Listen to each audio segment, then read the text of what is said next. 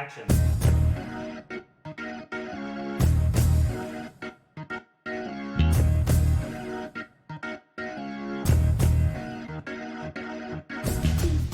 Welcome to Off Camera, the UC Film Society radio show all about movies. I'm Ollie. I'm Cam. And I'm Jake. And we'll be your directors for this episode. This week on Off Camera, our guest will be Jake. Jake will be telling us all about his favorites today, his favorite movies, his favorite director, his favorite actor, and we'll learn a bit about his experience in filmmaking. So, welcome, Jake. Obviously, you are one of the presenters on this show. So, you are a Film Society member, a film student here at UC. You are the vice president of the UC Film Society. Yes, indeed. You're a screenwriter. Primarily, yes. Lovely. We like to see that. Lots of good perspectives here at UC. So great to see what people can write and put together. It's fantastic. So, why don't you tell us a bit about what you do here at UC as a film student? Mainly just I do writing as most as I can. I take a lot of writing elective classes when I can, just to improve on my writing in general, but also just like for screenwriting. In my film groups this semester, for example, we're making a film and I wrote the script for that. We still don't have a title yet for that, but I'm also doing sound design. I'm learning all the different aspects of film. So it's good to learn every aspect, but I primarily dabble in screenwriting and then also some directing because I wanted to be a writer-director primarily. Awesome. That's fantastic to hear. Why don't we jump straight into it? Jake, what is your favorite movie of all time? Such a loaded question because it always changes. I have like 4 that I always go back to. I'll only name one though. Right now it's Boogie Nights, directed by Paul Thomas Anderson. It was released in 1997. He made it when he was very young. It's set in the 1970s Los Angeles world of the adult film industry. And it's a comedy, but it's also a drama. It has a lot of genres inside of it. It stars Mark Wahlberg and a big ensemble cast.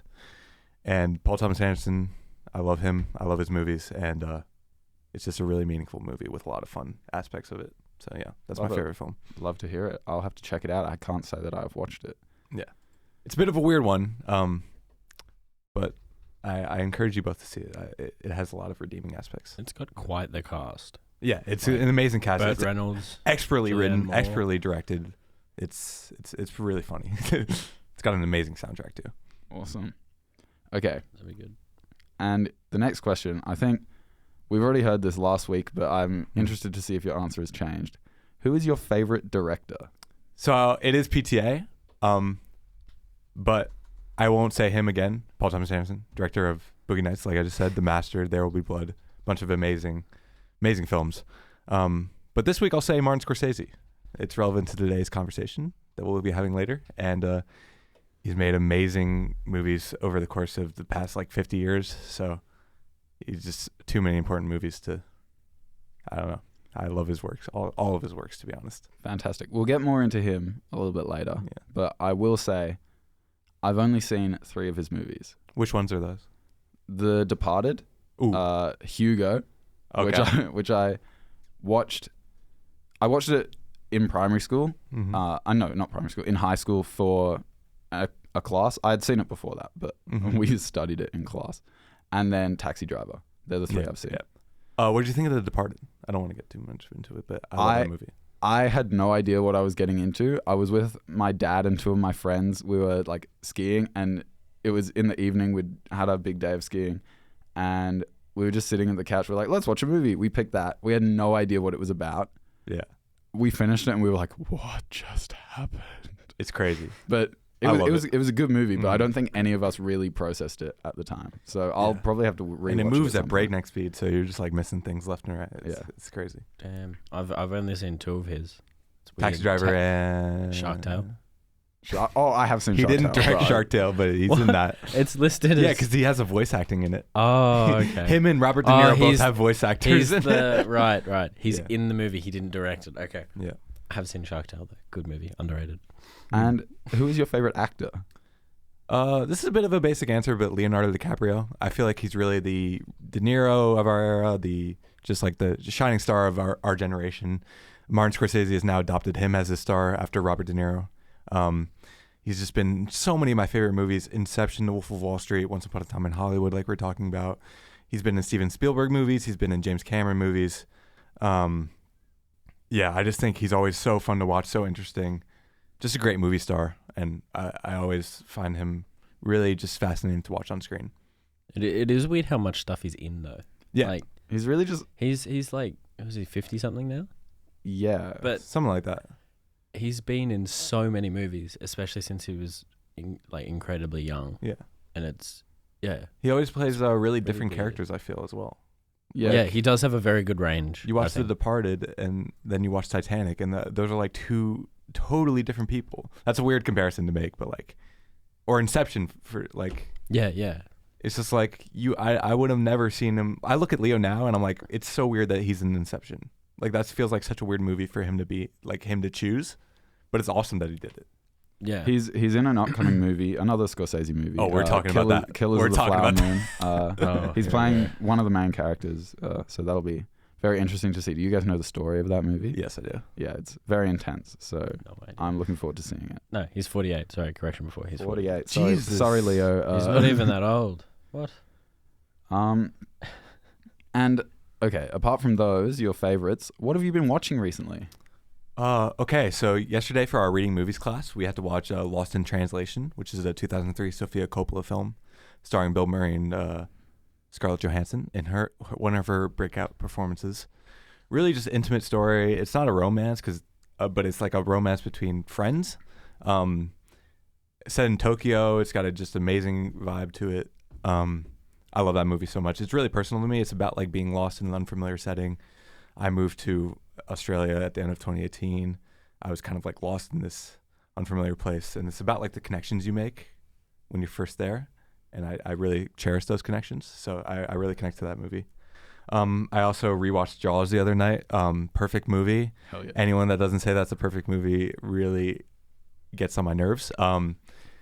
I think that movie's just the best. And I watched 2 Steven Soderbergh movies. Magic Mike, which is 2012 Channing Tatum. It's about his life as a stripper. I watched it because I was so curious to see it. I've never seen it before. Fun movie. I wouldn't rewatch it, but it's. Will you watch all the sequels? Oh yeah, I'll watch the sequels because Matthew McConaughey's in the first one and he's genius. I don't think he's in the other ones, and I also watched another Steven Soderbergh movie called Out of Sight. George Clooney and Jennifer Lopez. Really, really cool movie. That's like 1990s, sorry. Really, George Clooney's like first massive film role. Really cool crime film. So that's what I've been watching recently. Awesome. Okay, Cam, what have you been watching recently? I've been watching the new Ahsoka series. We can't say this every week. No, But this week's episode I can't not because fantastic. I don't have much time to watch other things. But I did watch Taxi Driver. We're going to talk about that later. Can we spoil Ahsoka? Should we not? No, we won't spoil it. But, No. but everyone go and watch it. Because I have no thoughts on it, spoilers. but- Go and watch it, and then we'll talk about this week's episode next week, Yes. and then spoil it. Yeah. But yeah, I really enjoy how much it's changed from like The Mandalorian and the Book of Boba Fett, and just you can tell it's a very, very different series to those, and that I just really enjoy it. It's such a welcome break. Love a bit of Star Wars. I have been watching quite a bit recently, actually. I know a couple of weeks ago I wasn't really watching anything, but now over the weekend I watched 2 pretty big movies. I watched The Truman Show for the first time, and I watched Boy for the first time. Oh man. So yeah, I had What do you think of The Truman Show? Quite a weekend for movies. I thought it was very, very interesting. My brother, who I watched it with, is still in high school, and he was talking about how they study it in New South Wales. They study it in Standard English. That's awesome. I love that. And I was just watching it like, he was saying, I don't get what you could study in this. And I was like, oh my God, I can't imagine what you could not study in this. There's so much to study. I would love to do like an analysis, like see an analysis of it from the surface, like just watching it once and not really analyzing it. I thought it was really, really interesting. I thought it was very powerful. Like everyone thinks, spoilers for this 40-year-old movie.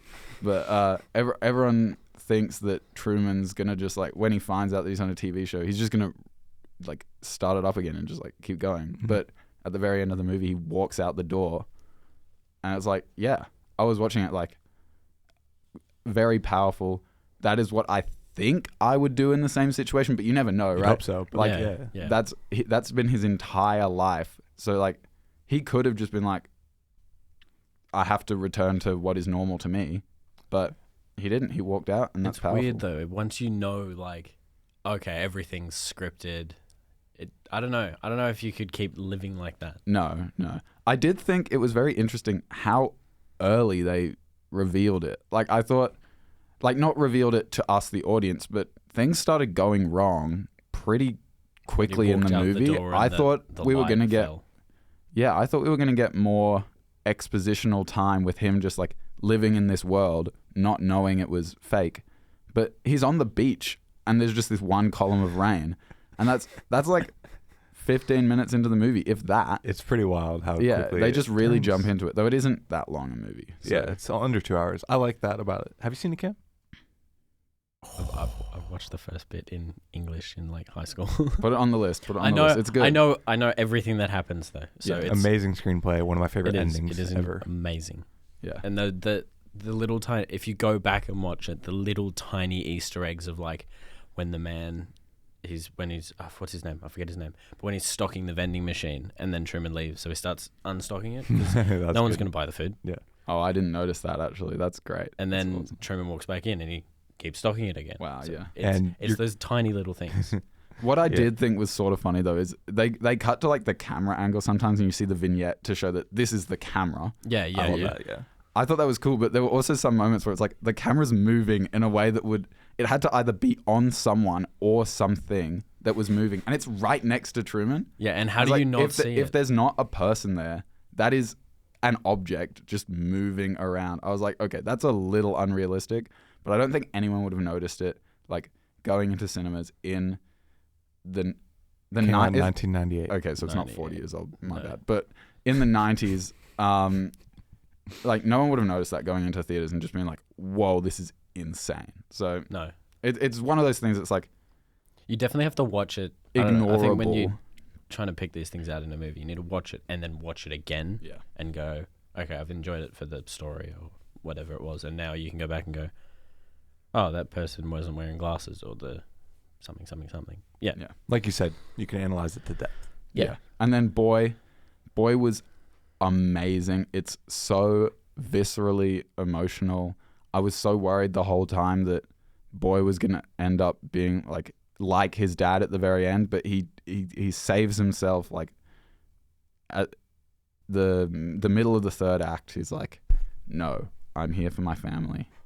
And the place it ended, I was so surprised. Like just them sitting by the grave. I was like, yeah, I know there would never be a sequel. It doesn't need a sequel, but it's like, if there were to be a sequel, like that was the perfect place to end it, to just be like, we know what's going to happen. They're going to reconcile. His dad's going to become a good person, but he didn't have to do it during the movie. It was like he needed to fall and fail right at the end. I actually haven't seen it. Spoilers. I Sorry. really want to see it. I have. That's okay. I Like haven't I'm seen going it to either. watch it. It's like one of the only Taika films I haven't seen. It's yeah. This was the first time I've watched it. My parents tried to get me to watch it, like 10 years ago, and I had no idea what was going on, and we stopped watching like 10 minutes in because I was bored. But rewatching it, I was like, this is the most hilarious, most visceral, emotional Taika movie I've ever seen. Oh wow. Nice. And I understand why I didn't get it when I was 10 years younger than I am now, but geez. I definitely have to check that out soon. It's only Yeah. like 87 minutes too, man. Yeah, it's not that Just- long. Knock that out easy. But Taika, amazing director, and he wrote it as well. Yes. Yeah. It's okay, so it's not based on his life because he didn't go through that exactly, but it is based on like a experience around him and what he didn't want to happen. Right. Yeah. and so he wrote it like this is the bad version or whatever, something like that. So yeah, it's very, very interesting like that. Great movie. Yeah. Okay, Jake, I think you're gonna get pretty excited for the next few minutes because it's time. Not wait. It's time for your deep dive into this week's movie, which is Taxi Driver, as we've mentioned. Mm-hmm. So why don't you take it away? Tell us a bit about Taxi Driver and then give us your thoughts on it. So Taxi Driver is a film released in 1976, directed by Martin Scorcese, starring Robert De Niro, Harvey Keitel, Jodie Foster. Really starring Robert De Niro, though. Come on. It's written by Paul Schrader, who wrote Raging Bull, which is another Martin Scorsese film. He's directed some his own films in his right. It's about this guy. He's like an ex-veteran. He's going, driving taxis in New York City. He's trying to undercover like these like dark streets, and he goes through this transformation. It's an amazing film. It's I wanted you guys to watch it. And I wanted to talk about it because I think it's just an essential classic for anyone to watch, even if you might not like it. It's one of the first films I remember watching that's like I saw a character transform and go through a journey. Like obviously, like Luke Skywalker goes through a journey and transforms, but this was like a very serious version of it. Not saying that isn't the serious version, but this was like a very dark version of it, and it really opened my eyes on how to tell a character It's more study. obvious. Yes, and how to tell a character study and how to, explore themes throughout a character and transform a character throughout the narrative. Any chance to talk about Martin Scorsese's work is also just, my favorite day. And he's got a new film coming out in October, like you said, Killers of the Flower Moon, starring Robert De Niro, who's in this film, who gives an amazing performance, I think, and Leo DiCaprio as well. The film got nominated for 4 Oscars. It didn't win any. It's aged wonderfully. It's really Martin Scorsese's, Mean Streets in 1973 is his breakout film, but this is one of his really like first classic film, I believe. And it's really one of Robert De Niro's like first amazing performance. He's in The Godfather 2 years before, and now he's in this. So I think he's really starting to cement himself as a great American actor there. I love how it captures New York. I'm being like, from that area. I love just the darkness of that story. And, I also think it's just so influential. Like if you guys watch Joker 2019, like that film does not exist without Taxi Driver. It's so modeled off the structure, the character. Obviously Joker's a character created from the comics, but like the telling of that story, I just feel it's so just like evident of I've seen Taxi Driver and I want to tell the story. So I love it for many reasons, but I'm really just curious to hear what you guys think. Okay, I just want to jump in before I say any of my thoughts, like my major thoughts about it.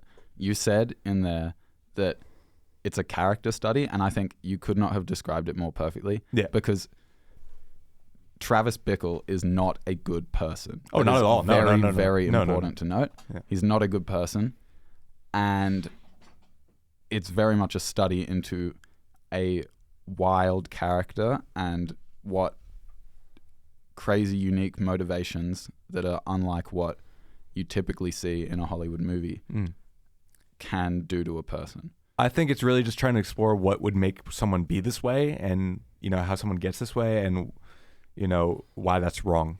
Why that's the wrong take. Definitely got a lot of Joker vibes from it. Right? Yeah. It's evident. Especially like Joker's it's the same kind of concept, but to a different level.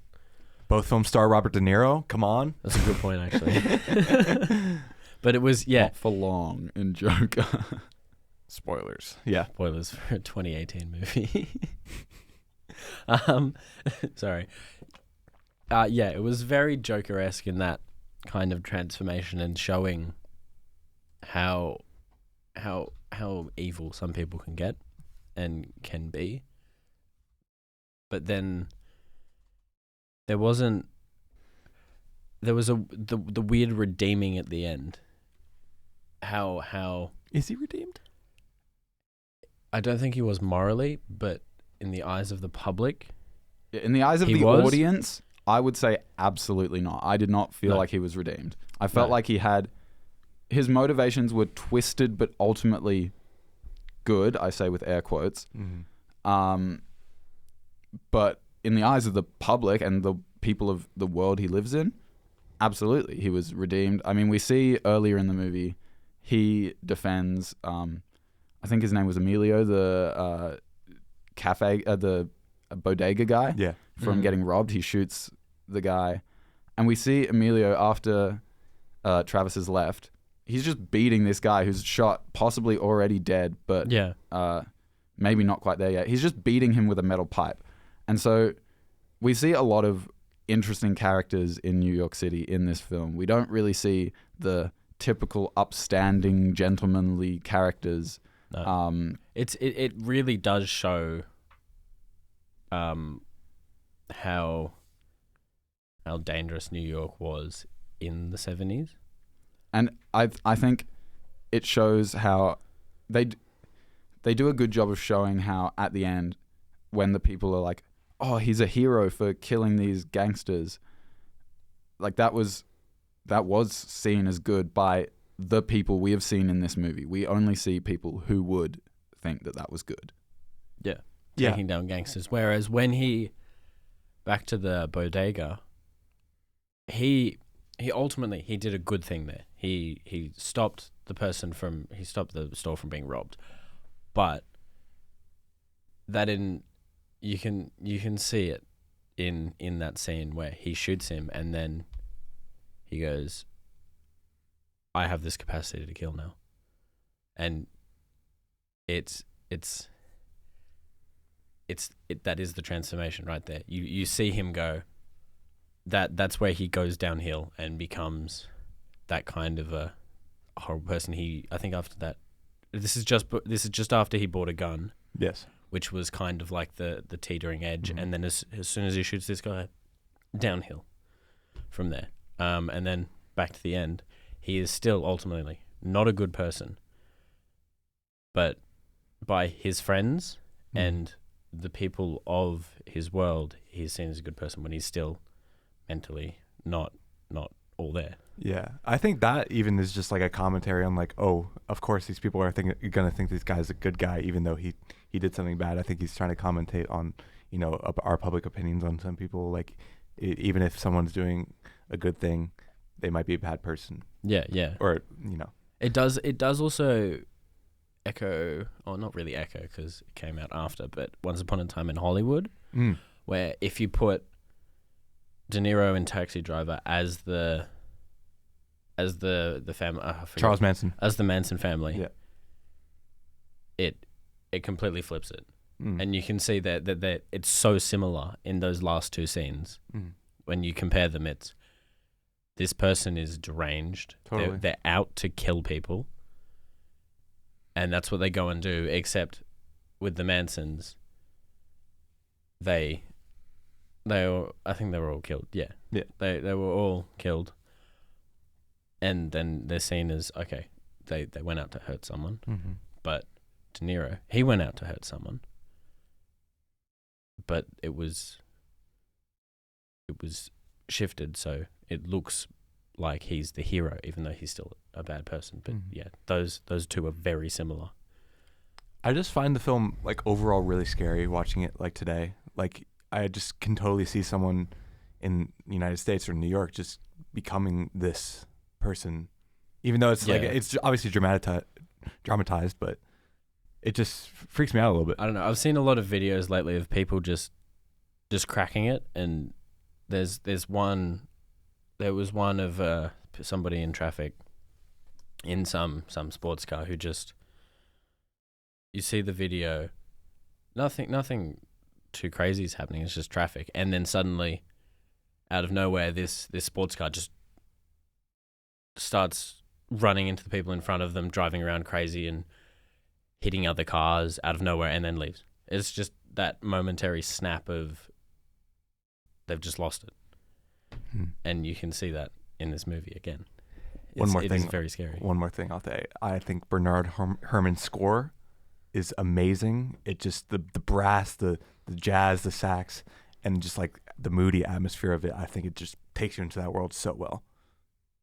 Yeah, it was a very movie. good score. Yeah, especially at the beginning with that sequence. Oh my god, so unbelievable, amazing. Okay, Cam, I want to know: did you like the movie? Ultimately, like overall, I'm on the fence. I liked the cinematography. It was very. Jake's making a face. Jake's not allowed to say anything. Jake's not until we're allowed to both say done. anything until we've both expressed our opinions. But yeah, I think the cinematography was very good. There's one shot where he's on the phone to Betsy. That's my favorite shot in the film. I think, yeah. And you see the camera slowly track to the right down the hallway. And I was expecting something to happen. I was expecting to see somebody get murdered or something, but nothing happened. And then when you go back and think about it, it's the audience. We didn't really want to see this call. Like, he didn't want to make that call. It's very awkward, and it's kind of steering the audience away from it. It's very clever. It's Even the such camera a good doesn't shot. want to watch it. Even the camera doesn't want to watch it. Yeah, it was amazing. But I think there were some elements near the end that were a bit like the character changes. They were a bit off topic, like the mohawk. What was with the mohawk? Yeah, but ultimately quite good. Yeah. What do you think, Ollie? I think it was a masterclass Yes. in cinematography, in directing, in scoring, sound design, just all of the filmmaking aspects. I did not like it. I did not like the movie. I did not find the story compelling. I found watching this guy go from already a not nice person to a very bad person not fun at all. I did not enjoy it. I thought it was very clever, but I did not feel it was enjoyable in that aspect. Like, it wasn't I think you can do a bad character well. And I think what they did here was he was written very well, but not in a way that made me feel like I wanted to see him redeem himself. I don't think that should have happened at the end. I think he is meant to be morally bad. Like, I think if they had ended it as we pan away from the crime scene outside, which is exactly where I thought it was going to end, and then we still got like 2 more scenes. If they had ended it there, I would not have been surprised. I think potentially I would have enjoyed it more, because we know what he is at that point. He is a killer who has in his mind good intentions. Mm-hmm. And yeah, saving this 12-year-old prostitute from... 12? Yeah, she was 12. Oh. Saving this 12-year-old prostitute from being Jesus pimped and sold to people. That's a good thing, right? We're objectively meant to think that is good. And that's when he starts trying to do that a bit earlier before he goes on his rampage. It feels like he's going to turn around.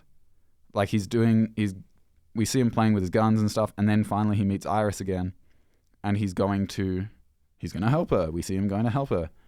But then it goes, actually, he's going to do it by murdering a bunch of people, which, like, we know they're bad people. We know they're gangsters. We know the people of New York are fine with it at the time, but that doesn't make it right, and that doesn't make it good.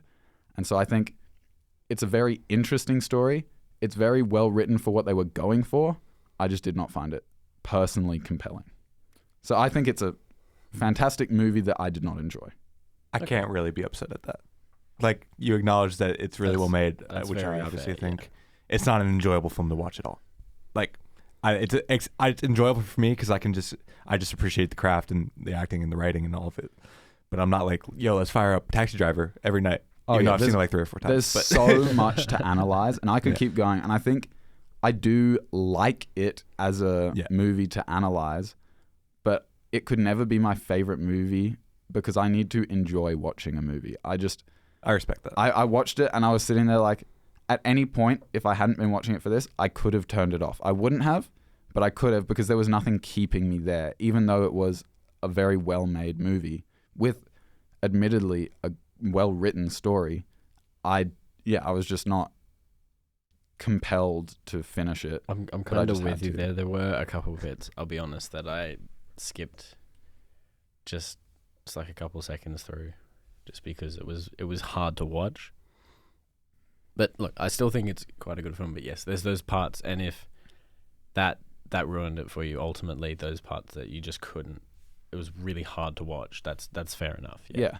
And like I finished watching the movie and I immediately went and looked up some reviews because I knew that we were going to have different opinions, Jake. And so I wanted to see what the people of the internet thought, or just movie critics, or what anyone who had watched it and had critical thoughts about it thought. And ultimately, it is a movie about loneliness. Like, it's all about Travis Bickle's loneliness. He is a lonely character, and he spends the entire movie trying to find companionship, and then he ends it technically alone, in the sense that he still doesn't have a girlfriend. He's still not with Betsy.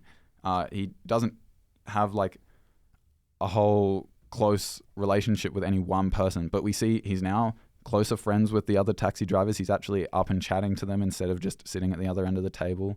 And he drives Betsy home and he just has a smile, and he's obviously had a bit more development in that way.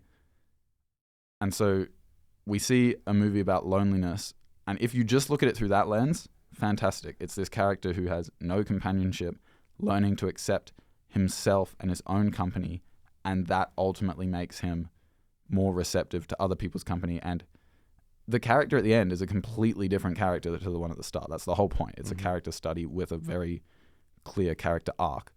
But it's just that the environment that it's put in and the way it's told, it was rough for me. That's fair. It's really just like, you have to be in a certain mood to watch it for sure. It's certainly for a certain type of movie enjoyer. It's not my favorite type of film, but I do think it's really impressive when a movie can get me feeling really just like, bad. And like, I think it's impressive to evoke that feeling in a film. It's not necessarily what I look for every time, but I think it's impressive when I can get that and, still find, like the score, the cinematography, things to grab onto throughout the film. Yeah. I think being a film student and a prospective screenwriter, I have to acknowledge that it's a masterful piece of storytelling and cinematography. If you're going to study a film for any aspect at all, and one film that can cover most aspects of filmmaking, script writing, cinematography, editing, this is an amazing example of it. I would still have to rate it highly. Like, if I'm going to go, I didn't rate it until after this on Letterboxd because I didn't want you to see what I thought about it. Yeah. But I will rate it probably 4.5 stars. Well, that's a win for me. Maybe 3.5 because it's very, very good. Like, I cannot deny that it's very, very good. Okay. I just did not enjoy it. But if I were to be a movie critic, you can't let your personal bias, like my dislike for a sad or a not fun story, impact that. Like, I still need to acknowledge that it is a very good movie made for a very specific purpose. Yeah, you've definitely done that. Yeah. It's absolutely achieved that. Yeah. So I can't be mad at that at all. But 4? I did not like it. I'd give it a 4. Okay. I've rated it a 4. You know what? I'll take it. I was really curious to see what you guys think. I think it's a really important film for everyone to watch, especially film students. There's just so much to be studied. When I try and think about a character that I'm going to write, I look at this first, not necessarily because I'm going to tell this type of character, but it's just the perfect character transformation, character journey, even though he changed from bad to worse, but there's still that transformation, and in a lot of student films, you don't really see that. No. It's one character going about their day and something happens. There's not much growth there, but this, if all film students could watch this film, your films would benefit greatly from aspects that you can take away from. It's the character study for me. Like, when I think about character study in film, it's this one, and everything else comes separately. Yeah. Wow. Okay. I think that was good. Pretty much. Yeah. That's a good chat. Do you feel better about? You were. I honestly feel like you were gonna like it less. I thought you were gonna like it less too. Well, I do want to specify I did not like it. Well, yeah, I know what you said, but like I didn't even think you'd acknowledge like the craft. Okay. Well, as Not- a I don't know. filmmaker, a film student. I Yeah, sort of yeah, have yeah. to. It doesn't take much to make me like a film, even like if some aspects are good but other aspects were bad. Yeah. But I it's not. in general love almost everything I watch. I enjoy. Me too. Like even Yeah, if it's yeah. not good and I look back and go, oh, I wouldn't watch it again or whatever. I still enjoy most things. Like everything I've gone to see in cinemas, I've come out going, oh yeah, that was really fun. And then it's only been later that I was like, Well, maybe then I you have didn't to like it. you have to justify. I spent $20 on this movie. well, yeah, there's that. I want to.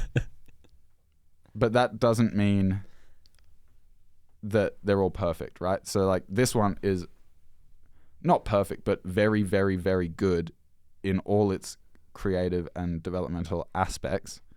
I just didn't like it. Like, You talking to me?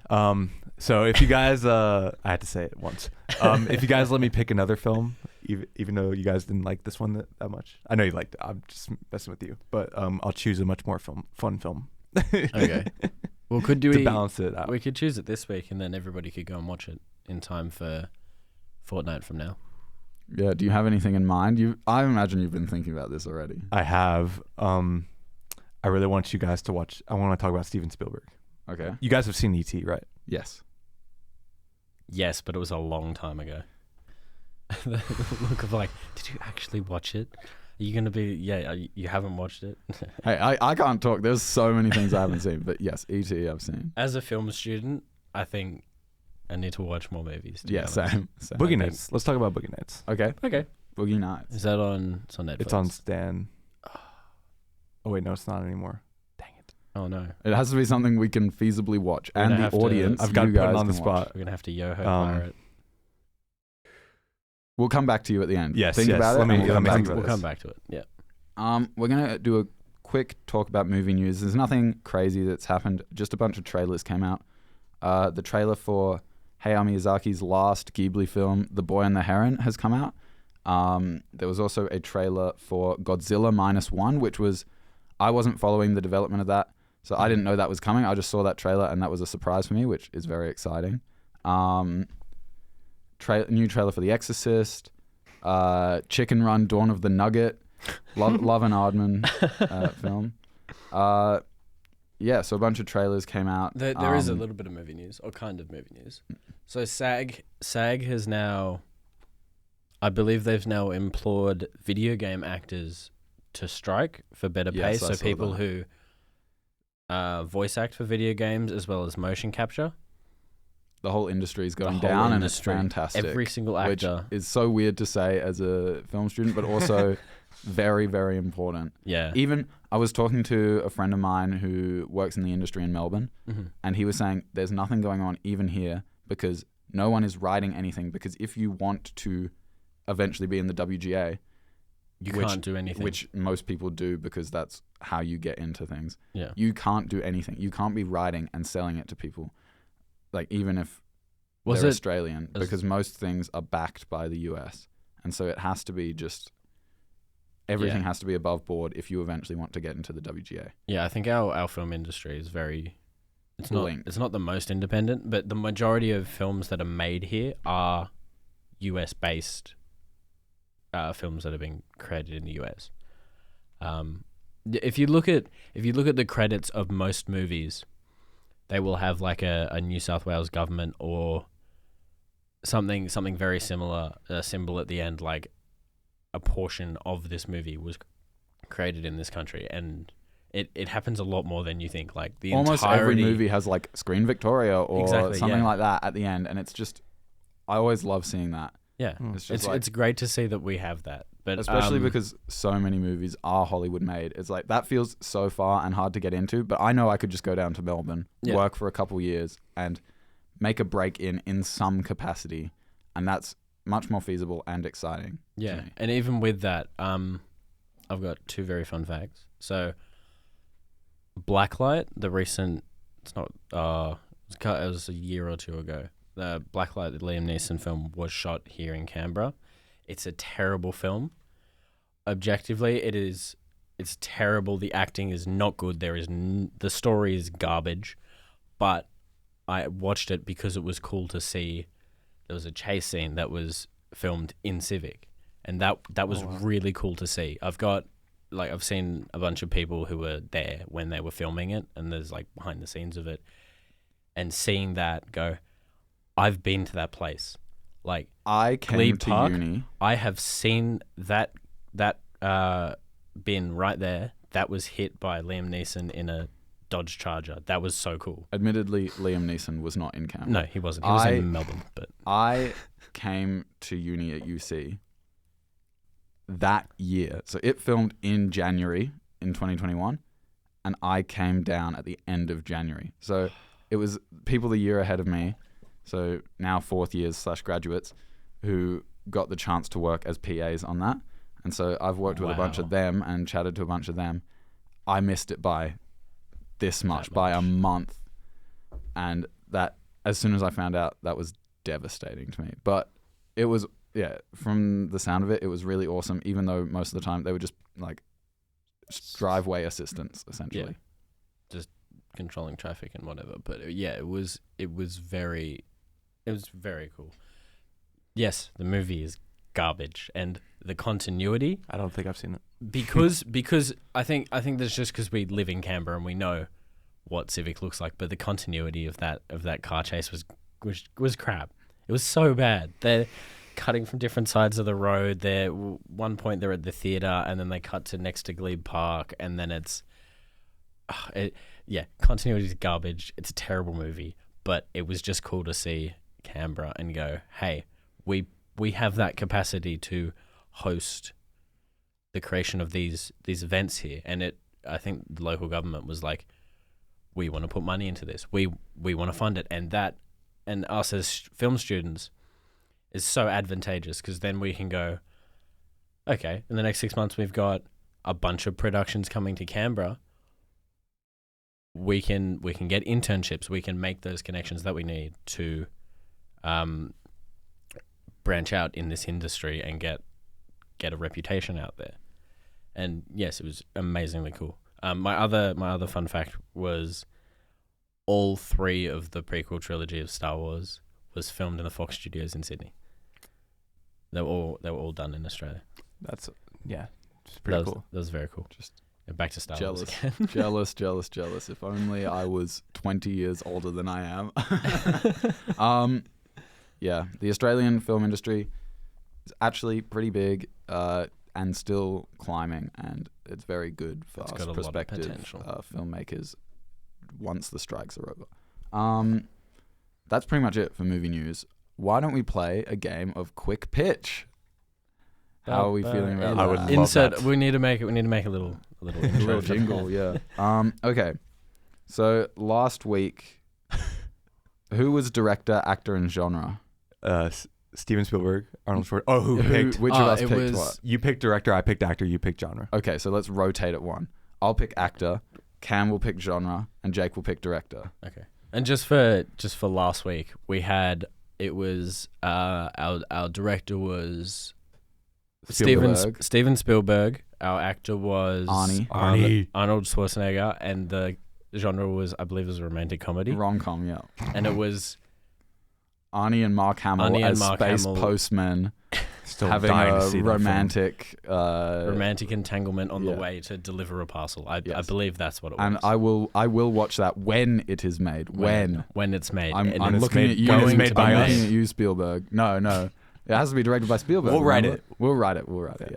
Okay. Does everyone have Mark ideas? Hamill's only 71. I've got my director. You've got your director? Yeah. I've got my genre. You've got your genre? Okay. I just need to think of an actor. Okay. Well, let's start with Jake. Let's start with Jake, yeah. Our director will be Quentin Tarantino. Tarantino. Okay. Okay. Never mind. I'm going to change my genre. He can do any genre. He does do a lot of genres, but he does like that single location, very like The Hateful Eight and Once Upon a Time in Hollywood. Mm-hmm. You see the whole location in Hateful Eight, but then also in Once Upon a Time in Hollywood, with all that driving, it connects those locations together, instead of just being like, cut to, we're at a farm, okay, now we're at the studio. You see that journey between it. And I think, yes, Sorry, just quick thought. retweet. Have you seen Pulp Fiction? I have. You haven't. I've not. I was gonna say that for the movie to watch, but We could do it. no, I want to do something you both haven't seen. Yeah, Sorry, I haven't sorry to watched it interrupt. in a while. Okay. No, we'll think about it, but maybe something different for this week. As a genre, I think animation. Animation. But animation is a medium, not a genre. Oh, that's a good He's point. done animation, believe it or not. He has? There's a chapter in Kill Bill Volume 1 that's all animated. Okay. He didn't actually Still. animate No, it though. still. it's not. But he's not directed a full No, animated no. feature. Okay, so it's going to be animated, but what is our specific genre? Steampunk. Steampunk. Animated steampunk. Isn't that? Steampunk is still sort of just a setting, though. Yeah, that's a good point. That's a style. Yeah. That's a style. Animated steampunk, not a rom-com. We've already done Because that. we don't really see many rom-coms now that are big mainstream. Let's do a sci-fi. Sci-fi. An animated steampunk sci-fi. And my actor is Danny DeVito. Oh my God, what a choice. So many I jokes that cannot we wait can't make. for So many jokes that we can't make. Tarantino to direct Danny DeVito. I don't even know where we start with this. Okay. Danny DeVito. So he's just doing the voice of a character, or is it actually Danny DeVito animated and he's doing his own voice? Like, do you know what I Okay, mean? so I'm picturing 2D animation, like sort of, like really. Studio Ghibli. Have you seen Cyberpunk Edge Runners? No. Look it up like that. That's sort of like 2D, but it's very visually stunning, but in steampunk style. Okay. And so that, but I do want DD to do his mocap. Okay, so Perfect, that's what I was hoping it's you'd say. mocapped. Mocapped Danny DeVito. He's the only one who does mocap. everything. Everything else is just hand-drawn animation. Is he incredibly short? Yeah, still? It looks like Danny DeVito. So he's playing himself. He's pretty much, but it's not actually Okay. Danny DeVito. Okay. So he's playing a character in this steampunk world who has crash landed from the future. How's that? He's crash landed from Okay. the future onto this world that is steampunk, and so the sci-fi comes from he's from another Tarantino. planet. Tarantino. I know. Yeah. He comes from another planet. He crashes into this world, which is further back in their advancement of technology. So they can't go off planet, but they have very advanced steampunk technology. And he crashes there. And where do we go from there? Well, no, because Tarantino is very like 80s nostalgic. Yeah. Yes, but he also likes to revise history with Django Unchained and Glorious Bastards, Once Upon a Time in Hollywood. Is there Good any point. way we get Good that point. in there? Maybe he goes back in time, or he goes to the future. I don't know. Instead of imagine if it's the steampunk 80s Mm-hmm. where Danny DeVito has crash landed on this planet. That's steampunk 80s This is hard. as a sci-fi, where they have. I'm just thinking examples of sci-fi to draw off of. There's a robot overlord, but it's just one. Like, there's not a robot society, one but single there's a one. robot overlord with human of feet. a human society. With human feet. Maybe it's a cyborg. Okay. And he is controlling everyone, and Danny DeVito's character turns out is it's his ancestor. It's Danny DeVito's ancestor. Ooh, Ooh, okay. okay. And so he has to destroy this guy's operation, kill all these guys and destroy this guy's operation, but figure out a way to do it either without killing himself and ending the cycle. So we've got a bit of a paradox there. Or he accepts that the paradox of killing himself The greater good. is worth it for the greater good. Is that Oh. Tarantino Could- enough? could Not we- could we really. change- It needs to be like a revenge story of some sort for me to think it's Tarantino. What if time machine instead of a spaceship, Okay. and it's the robot overlord that Danny DeVito is his ancestor, and the robot overlord has done everything to distance himself from Danny DeVito because of he didn't like what his family was doing back then. So he's trying killing his future descendant rather than he's killing an ancestor of himself. Yes. Yeah. Okay. I like that. I like that. That's good. Gets the violence in there for Quentin Tarantino. Yeah. Yeah. Gets the revenge kind of in there. So we've got have you seen? There's these graphs of directors of like a heartbeat of a director. Yeah. And you see Quentin Tarantino's is like it's quite small, and then in the middle it goes up, and then at the end it really goes up. Yeah. So we want to find that middle conflict and that end massive conflict. I think the middle should be the first time they meet.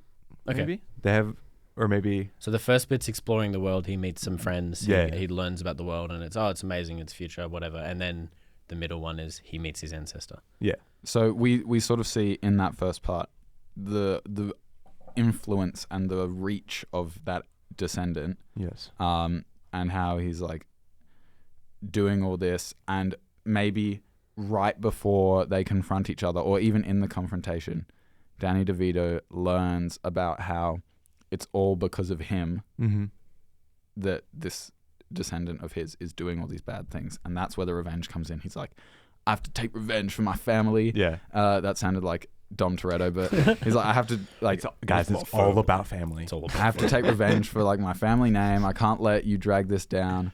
And so he goes in and he kills everyone. Okay. And that's the end part, is him like taking down the organization. But how are we making the character Danny DeVito? So his movements will be Danny DeVito-y. His delivery will be Danny DeVito-y. Do we need to do anything else? Well, let's have a look at the movies that he's done. So he's done. He has actually done. What did I type? David, Danny. He's done animation before. Yes. So he did the Lorax. Yes. He was in Matilda. He was in. It's saying he was in Jumanji, but he was the Penguin. Yep. In Batman. He's done a lot of zany. He's more TV, characters? I feel, even though he is like a movie, because he was in this sitcom in the 70s called Taxi. He's And in obviously it's Always Always Sunny, which is my favorite show. Which he plays this deranged person. Yeah, he's pretty much a bit of a like crazy character in everything he plays. Like the Lorax Penguin. The Lorax has a very specific motive, but he is still weird. Like he's very weird in that movie. Yeah. So maybe we just make him really deranged. Yeah, he's just weird. He's just weird. He's just a weird little guy. Yeah, who he just does figures out. He's that escaping a things. mental hospital, and he finds their time machine. That's a great opening. That's a very Tarantino opening as well. For sure. Like an escape there, yeah. scene. Oh An my God, escape yeah. scene. That's a great We've way to got open it. Right, We've got we it. need to write this stuff down. Yes. We've got it Okay, recorded. So that's a good point. So Danny DeVito's in a mental hospital, Okay. and we start mid escape. He's escaping. Oh yeah, absolutely. And there's alarms going off. There's nurses in white coats everywhere. And he's running through the hallways, hiding in various closets and whatever. Jack Nicholson is going crazy in the background. Where'd Jack Nicholson? It's a One Flew Over the Because One Cuckoo's Flew? Nest. Oh, okay. It's a One Flew Over the Yeah, that would Cuckoo's connect to One Nest Flew. reference. Oh. And then in one of their closets, he finds this cupboard, and he thinks, this is great. I'm going to go in this cupboard. And it's actually a time machine. Is this first section all in live action? Oh, that would be so good. Yes. So it'd be He like goes into Space the Such a time Jam. machine. Tarantino thing to do It'd be as like well. the new The Space whole Jam. trailer is just from this first sequence. So you go into the theater, you're like, oh, live action. Live action Tarantino movie. And And then then it's all Oh animation. my God. And then that's great. That's so good. What if instead of a closet, it's a phone booth? That's It's a phone a booth. bit on the Bill and nose. Ted. No. Yeah. Bill and Ted. I like it though. Yeah, I guess. But bit on the nose, especially because most phone booths have glass walls. That's a good point. So he's in a cupboard. He's in a cupboard. He goes into a cupboard and goes, phew. What if he hides in a locker instead of a cupboard? Okay. Yeah, all right. yeah. Literally, that's he good. squeezes it like there's a whole squeezes thing of him himself squeezing I would himself love to into see this Danny locker. DeVito squeezing himself into a locker. cupboard. And then, yeah, because the Okay. locker can be freestanding. And That's so a when good it point. disappears, it's like, whoa. And then it just goes poof. And we see all the nurses run around the corner and he's gone. They Yeah. don't know what's happened. And then we go to some zany Doctor Who, There's like going through the wormhole Oh, for sure. sequence. Peabody Uh, and Sherman. It's Like, And you actually, see him no, it's like turn- in the Lego movie when they go from Lego to real life. Do you see him But turn it's into the- animation but as it- he moves through? Yeah. he sees his hand go and then he starts going crazy. And then full on animation drops into this fully animated futuristic world. animated steampunk world. Sci-fi. How is he related to this robot? This It's is what I his wanna know. descendant. So it's a child Future of his child. child of His his future like, yeah. child. So over time, somebody screwed up the world and they all became animated. Yes. I don't know how. There's too many elements Who here knows? to I like. love it. Guys, I love it. I you know wanna see that. it. So Quentin Tarantino's always said that he retire after 10 films. He's made 9. This Imagine is his this 10th. is his last one. This is his 10th film. Imagine you go to theaters, out with a last Quentin bang. Tarantino film, and it's this film. Go out with a bang. I don't know whether I'd be upset, happy. I would be so happy. It'd be I would great. be so happy. I'd just be like to credit as a writer. Yeah, Yes, because I'll be Tarantino. asking for my money. That's what I'll be doing. Residuals. That's what Yes, you want. yes. well, WGA. I think we've got our film. There I we love go. it. I Okay. cannot What's the wait name? to see it. We need a name. Oh yeah, we need a Yeah. name. Let's go with a reunion. Not like a reunion in space, that kind of a thing. Wheels of Reunion. Wheels of Reunion. That sounds like a car movie. Never mind. A long time ago in the future. I kind of like that That's all right. because he doesn't have anything that's a long time ago. It's Once Upon a Time in Hollywood, Yeah. but that doesn't. Yeah, it's Yeah. a good long follow-up. time ago All right. in the future. A long time ago. ... in the future. Yeah, gives you nothing. I love it. It gives you Yeah. absolutely nothing. And then you it see that makes trailer and you're no like, sense. wait, what? Yeah. It'll be like one of those movies with a really long name that's either really good or really bad. Mm. Yeah, I Something love like it. that. A long time ago in the future, directed by Quentin Tarantino, Tarantino. starring Danny DeVito. The king. It's an animated cyberpunk sci-fi movie Sounds amazing. about revenge and reunion with his great whatever grandson. Who's a robot with human feet. Quentin, can't wait to see it.